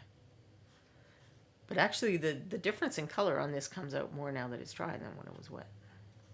There's the very pretty cranberry that we all love. There is some peppermint white there, and that may have a slight sheen. So that I might call eggshell instead of straight matte. But I don't know if I'd even call it semi-gloss. I think it's more eggshell. There is another white, and I always forget which one it is. It's not, I don't think it's dragon white. I think it's solid white. That does have a bit of gloss to it, because the only way to make a white look whiter than like pure white that has a lot of pigment in it is gloss. Will make it look lighter. So for people who want to really do those pop highlights, Anne made that one. This is the ginger cookie, which is very popular. Carrie Michael Cosby says, I love the spruce green. I got a similar sample with the Cyber Monday set. Gorgeous. This is the Angelic Gold, which I will move around because it's a metallic. So the metallics are always nicer when I do them on stream, because when I scan them, they're just going to look like a flat color, and they are not.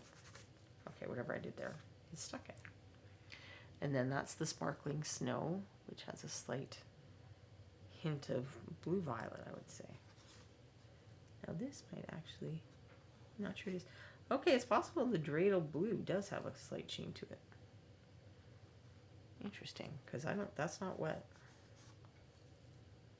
I mean, it's not 100% cured, but it's not wet. So that is interesting. There's the chocolate bar. I look forward to painting many things brown, because I'm the boring person who's always excited about more browns.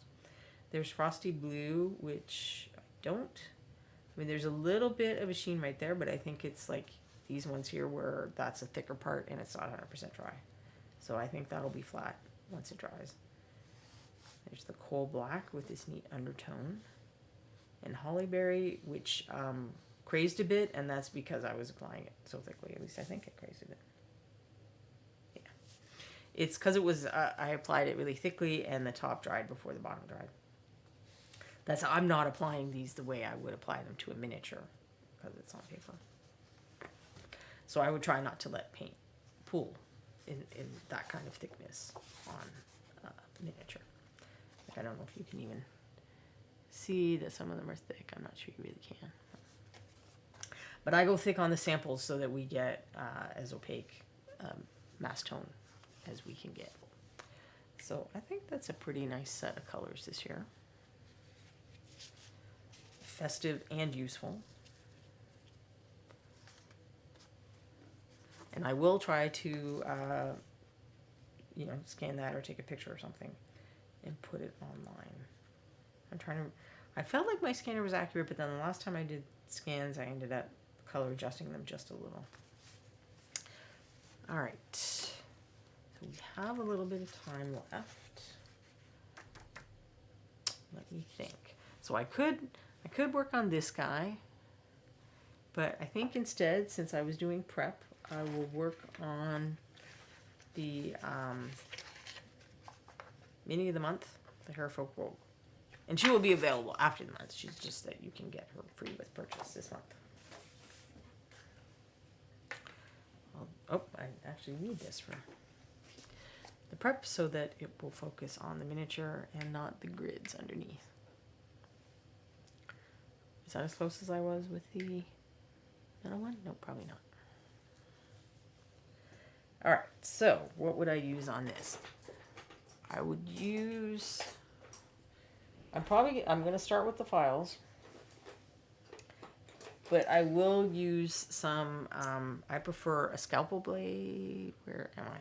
I prefer a scalpel blade over an X-Acto knife, largely because it doesn't dull as quickly. But bear in mind, I'm telling you what I do. I am not recommending anything. Reaper is not recommending anything. Keep in mind what scalpel blades were designed to do, which is cut flesh. X-Acto blades will do it pretty well too. I think we've all had experiences with that. Well, I mostly stab myself, so I usually get myself with that part of the X-Acto. Or even these files. Like, I've stabbed myself so much with these files. That's a file stab. That's a file stab. So they're all in my left hand because I'm right-handed, so I stab in like this. So, I'll be working on the miniature and it'll slip and go. Again, not a recommendation to do any of these things. Not an endorsement of any of these tools. I'm just showing you what I use.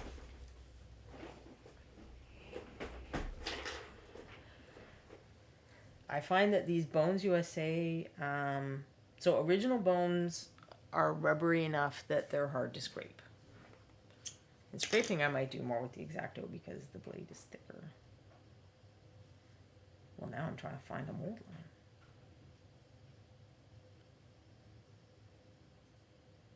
There's got to be some on these ears here. There we go. There's some on the ears. Can you guys see it? So it's just like running up here. And one of the things we were excited about, and I've done this with Bones Black too, is so this is how you typically prep resin miniatures. Some people do this on metal miniatures, and I'm unclear on how they manage it. But you can get a really nice clean finish on a resin miniature with this. But I've also been delighted to find that you can do it on these Bones USA. I haven't painted a ton of Bones Black, but the one I painted, it was one of those futuristic dinosaurs, and I did scrape him some. I only had like a short amount of time to paint him, so I don't think I actually took off all the mold lines. I was mostly just testing whether it worked. And then I had to get painting because this was, so Reaper will get like copies of 2 or 3 of each figure as kind of proofs, you know, like how they do the same thing with books. You get an author's proof and you check that everything looks okay. And I'm sure they do this with all kinds of products. I know I back a lot of board games on Kickstarter, and they'll send them proofs too. So you make sure the box is the right size and the pictures are centered and the colors are the ones you said and all that stuff. So Reaper gets a few miniatures like that. And we were down at Reaper once, and they had just received the very first ever Bones Black figures. So they asked Michael and I to paint them up, and then we were going to go on a stream or something and show them. So we didn't have very long. So I didn't get my guy 100% finished. I think there was like a trim color or something that I had to finish later at home. But I was really racing to paint much faster than I normally would. So I did not go bananas on all the mold lines for that. But I did at least want to test it because I knew people were interested in how that worked. So you cannot do this with original bones, which I may be able to prove in a moment. If I go get one, I use a slightly different technique. Let me see. What I have here.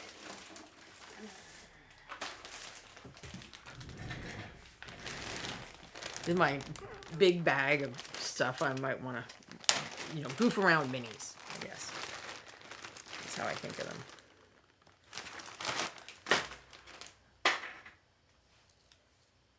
So let's see.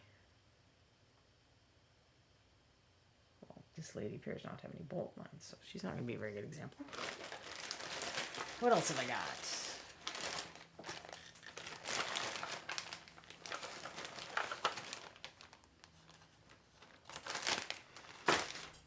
Maybe this monk has some old lines.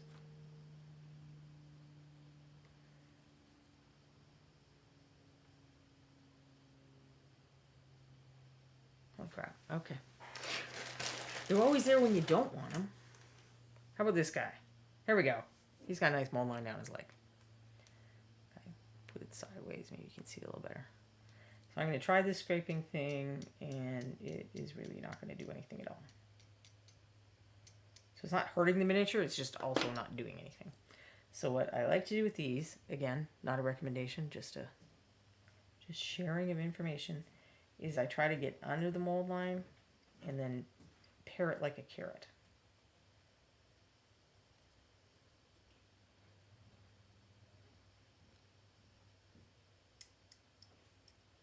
And yes, I do screw this up all the time. Usually it's not that noticeable. So you can do this with an X-Acto, but I've found that my X-Acto blades will wear out within 2 or 3 like standard humanoid figures, which that would mean going through a lot of X-Acto blades if I was really going to trim all of the Bones miniatures that I might have to do. So I tried it with these scalpels, and I find that the scalpel blades last longer. So I did buy a 100-pack of them just because.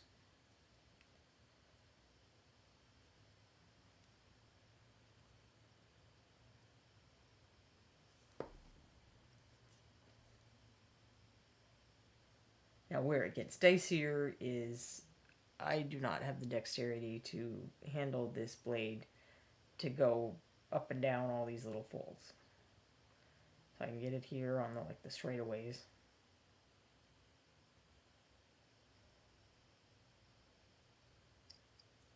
But for this stuff, first I'm going to be safety conscious and recap my blades.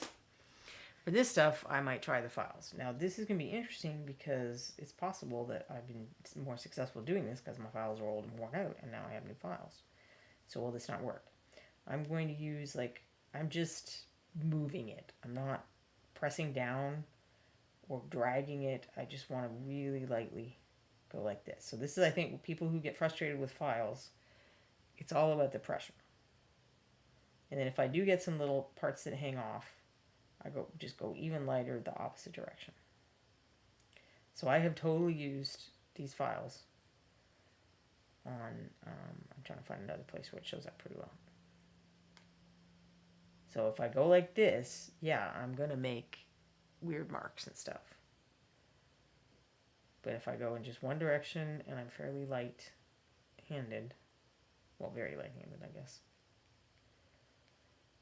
And it's useful to learn to have a light hand because there's some painting stuff that you're going to be more successful at with a light hand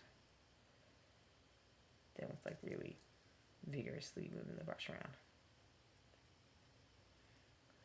So I don't know if you can. I think so. There's a little bit of a gribbly.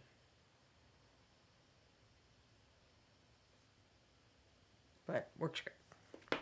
Quantum Reverie says peeling a potato. Yep. Grey Mouser says, I prefer the Bones Black. I try to buy metal or Bones Black because I don't like bent rubbery miniatures. There are things I don't like about them, but they certainly are super durable. So now let's see if I can find a place, even on the base. And I've had these where, it looked a little bit not awesome, but once I get the paint on, it doesn't show. So you want to be careful, but you don't have to be completely insane about it. There's a little edge there. I'm just trying to use a light hand and convince that to come off. So I know when Bones first came out, people were very frustrated because the standard stuff that they were doing to prep, which was probably stuff like this, was not great. Let's see if we do it on the end of his base. Okay, well, it just doesn't seem to be doing anything. It's not ripping it up. It's just not doing anything. That's interesting. But yeah, Grey Mouser, Bones USA are pretty good for staying straighter and being able to prep this way. Takadaka Flame says, note to self, stay away from Rhonda south of slicing death if there's a tornado. Well, okay, so funny story. The Reaper facility is in tornado country, and I have been there several times with a tornado warning, and they are they have a plan. As soon as something like that happens, they will direct everyone to where to go to be safe and everything. But then you also can't help being aware. This was especially back. This was before Bones when one of them happened. And I'm sitting there in the room with everyone else. We're in an interior room doing all the stuff you're supposed to do. But I'm we are in a building that is literally filled with shrapnel. I don't see this ending well if the tornado actually touches down. We will die. But we will die in a news of the world way where we'll be talking about the people who had all the little elves and dwarves and stuff sticking out of their heads when they died. So I'm okay with that. I was yeah, I can live with that. Yeah, I've been there twice when there's been tornado warning or watch or whatever the worst one is. And then once we were at Ed's house and we could see the tornado. Oh, look, a tornado. And so, of course, everyone took pictures because, we're only human. And then some of us did what you're supposed to do. So we all filed into Ed's interior bathroom. That would be the safest room in the house. And I mean, I stood in the bathtub because I was like, well, I'm the first one in. We got to make space. There's like 20 people that are going to be crowding in this bathroom.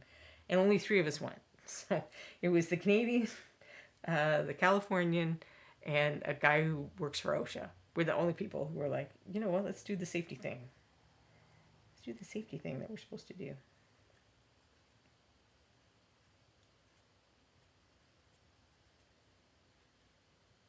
And of course, it all worked out fine, or I wouldn't be here telling you this story. Daka Flacca Flame says it doesn't sound like a pleasant way to go out, but at least it would be interesting. Well, I would hope that like enough of it would get you at the same time that you'd go out pretty quick. Now it's bones, so I guess really where we should go stand is like in the middle of a bunch of bones boxes, and they could act as like insulation from other flying debris.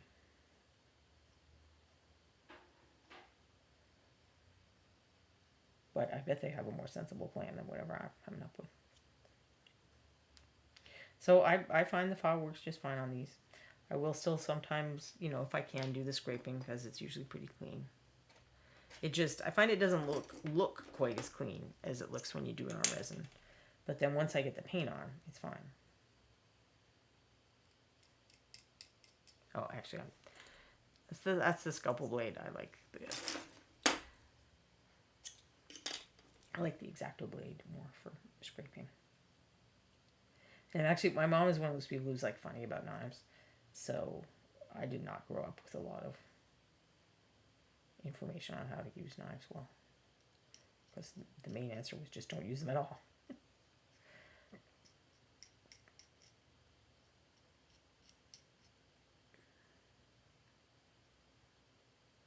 I did cut myself once when we were doing the dishes. And that bled pretty bad.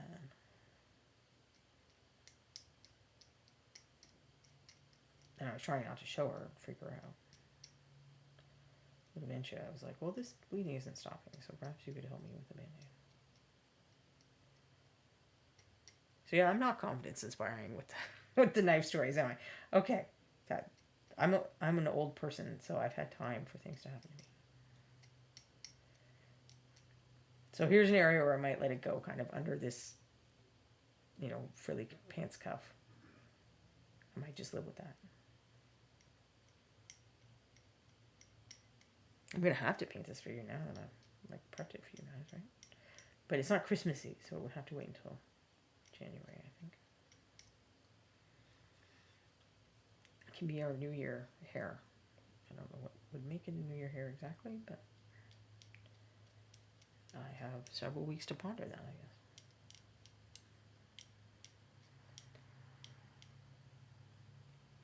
Probably not recommended, Quantum Reverie says, but I've smoothed up bone surfaces after filing mold lines by wiping it with a Q-tip dipped in a plastic solvent. Light touch, well-ventilated space.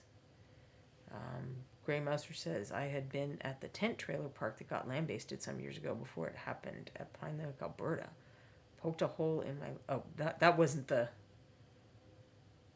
Was it the tornado that poked a hole in your leg? Or... This was a separate hobby event where you poked a hole in your leg and the day before sprue clippers. I know I've seen stories from people where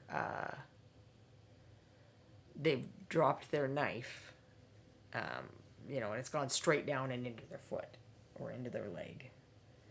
So keep your, put your stomach right up to the table when you're doing knife things so that you don't drop it on other parts of your body. I would say every now and then you'll be on like a forum or something, Facebook group that's hobby related, where people will exchange their war stories about how they wreck themselves. I've heard some of you using super glue once too, because that stuff gets really hot too. So if it gets on you in quantity, it can be quite painful. Grey Mouser recommends cutting mats, which I agree. That's why I have to put this gray thing down, because my entire table surface has an enormous cutting mat on it now. Because it's a glass table, so I want to protect it. Quantum Reveries recommends not hobbying barefoot, which I think is definitely solid advice, because even if you don't stab your foot, you could have something that fell on the ground and step on it. That would be far from a delight. So then, I don't know if you can see it, in between her hand and the sack is like just a little one, and those ones I would probably tend to carve out as carefully as I could. In metal, I would just get that crossing file and go down in between those two surfaces. Although every now and then I'll carve something off of metal, but I know a lot of people who use these things for metal, and I'm not entirely clear on how they accomplish it. I've always been pretty much files or die for metal.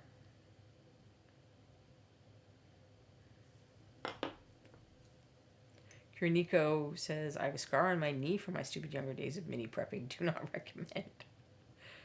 Grey Mouse, are you recommending that we paint on a carpeted floor so that you can get paint on the floor? Or so that all of the sharp things can get on the floor?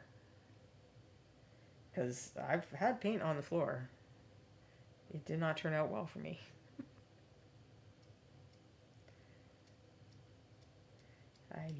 I did manage to do it with a paint that had phthalo blue in it, and phthalo blue is basically a dye. So yeah, that turned out great. Now we have waterproof floors, so as long as I get up whatever it is before it's really dry, I have no worries.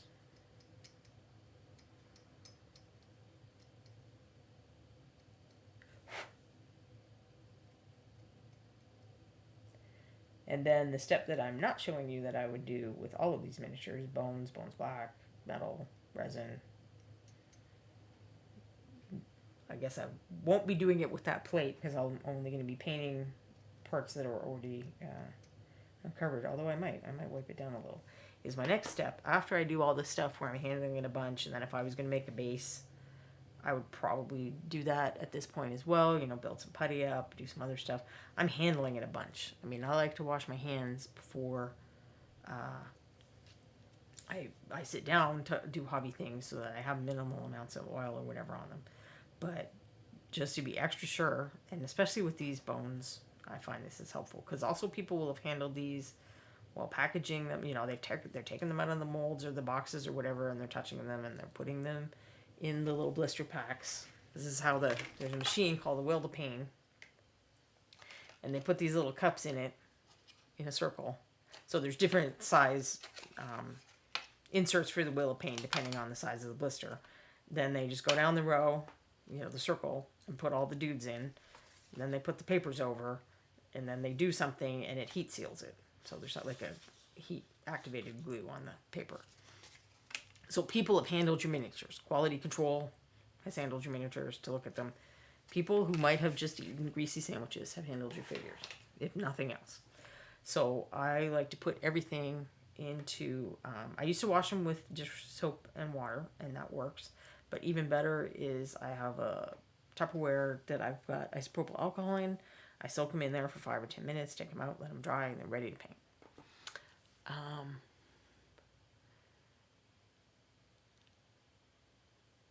Quantum Reveries. I've said several times I don't think a hobby project is complete unless I've accidentally baptized it in blood. People will say that the contest miniatures that are most likely to win are the ones that you bled on. Ray Moser recommends eyedropper paints. I managed to do the spill with an eyedropper paint. So I did spill, when I first started painting, it was pro paints. I spilled like half a tub of pewter all over the kitchen table. And I managed to get that all up before it hit the floor. So I lost a lot of paint, but it didn't ruin my house. But the phthalo incident was a dropper paint, but it was while I was doing my paint maintenance. So I just added water to it, so it was super watery, and then I knocked it over, and it was just everywhere. Nico says, exploding paint bottles, fingers glued together, blood everywhere. Who says this is a boring hobby? And that is true. Grey Mouser, Cat and Puppy conspired once. Cat knocked it down, and Puppy opened it up trying to taste it. Oh, no, that sounds bad. That sounds really messy. Hopefully you didn't have carpet and you were able to clean that up. Or you had really good carpet cleaner. So we're getting close to time. So hopefully, if you have any questions about prepping that I didn't answer, other than the one that Quantum just asked, that I will answer. Feel free to send me a message, or just try to hold on to the thought until next week or whenever, and I will do my best to answer. Quantum asks, what do you think of cleaning metal minis with an abrasive toothpaste to give the surface a bit more tooth for painting? I don't know if an abrasive toothpaste is, I mean, it's designed not to hurt your tooth enamel, so I don't know if it would be abrasive enough to actually etch into metal. Primer does. That's one reason to use primer, is that it especially the spray stuff, etches into metal to create a bond between, so it bonds to the metal and then the paint bonds to it. So that's why you need primer on metal miniatures. If there is a material that works on pewter to just make it a little toothier, I do not recall ever having heard about it. That doesn't mean there isn't one, but I haven't heard about it. But what I would recommend, and Quinny's going to be kind and find the link for me, is on my website I have an article called How to Paint Miniatures That Will Survive the Apocalypse. And it goes through all the steps that I do to make as solid a paint job as possible. And some of them are things that are not obvious, like letting the primer cure for several days, letting the paint cure for several days. People think that just because you can touch it within 10 minutes, or, you know, I can touch this stuff right away, that it's fully cured, and it's not. It will lift up and scratch a lot more easily until it's fully cured. So washing them, there's a couple other things. But so all of the knowledge that I do have about how to make as sturdy as a paint job as possible, which is not to say it's all the knowledge in the world, but all the knowledge that I do have is in that article. Grey Mouser spilled Ultramarines Blue, which I almost guarantee had Phthalo Blue in it, because that is what almost all miniature companies use to make blues. Quindy says, Buglip spilled an entire bottle of paint all over the carpet at my previous apartment. Fortunately, the paint happened to be roughly the same color as the carpet. I did something like that I was trying to antique paper, and I didn't know you could just put it in the oven to do that. This was back before you could just look up stuff easily on the internet. So I was trying to use a lighter to go around the edge, and of course it went on fire. And for some reason I wasn't doing this standing over the kitchen sink, because I'm kind of not so smart, I guess.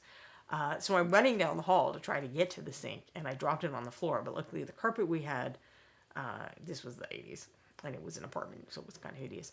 But it was like blue and black splotches, and I just happened to do it so that the burn looked like one of the black splotches, and my mom never noticed. I was very happy about that. Kiriniko, my cat punted a Skaven doom wheel off the shelves. The explosion of tiny plastic parts was truly impressive. Ouch. Pendrake says, mini watching, Ziploc slider bag, fill part way with Windex or Simple Green, add more water, drop in mini, shake and bake until mini is probably clean, fish mini out, blot dry. I would probably rinse if it was Simple Green, just in case. Queenie found the link. So I think we'll stop it here for today. I'll just tell you about the other Reaper shows, and then Queenie will find us a raid.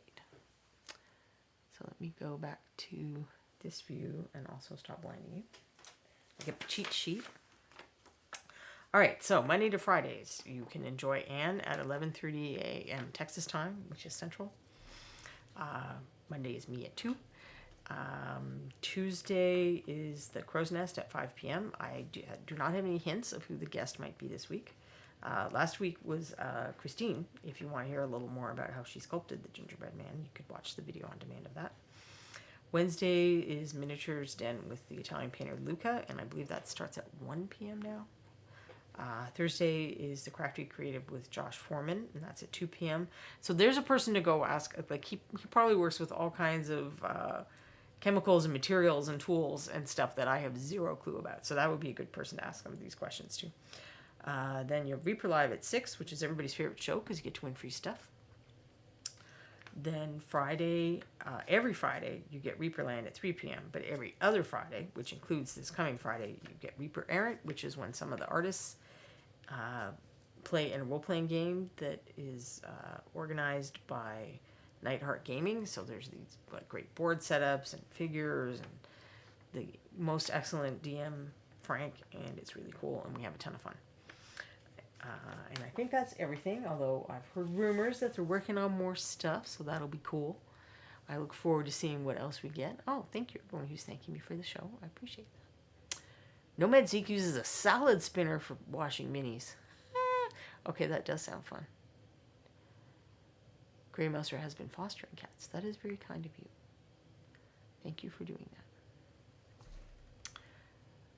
HM Road Dog won a gift certificate last week, so there you go. That's why you want to go watch Reaper Live. Thank you guys so much for coming. We'll let Quindy find the raid now. And I will see you. Oh, see, I took too long. She did find the raid, and then I took too long. All right, I'm really going to let her do it now. So I'm going to wave goodbye. You guys keep having fun today. Thanks for coming.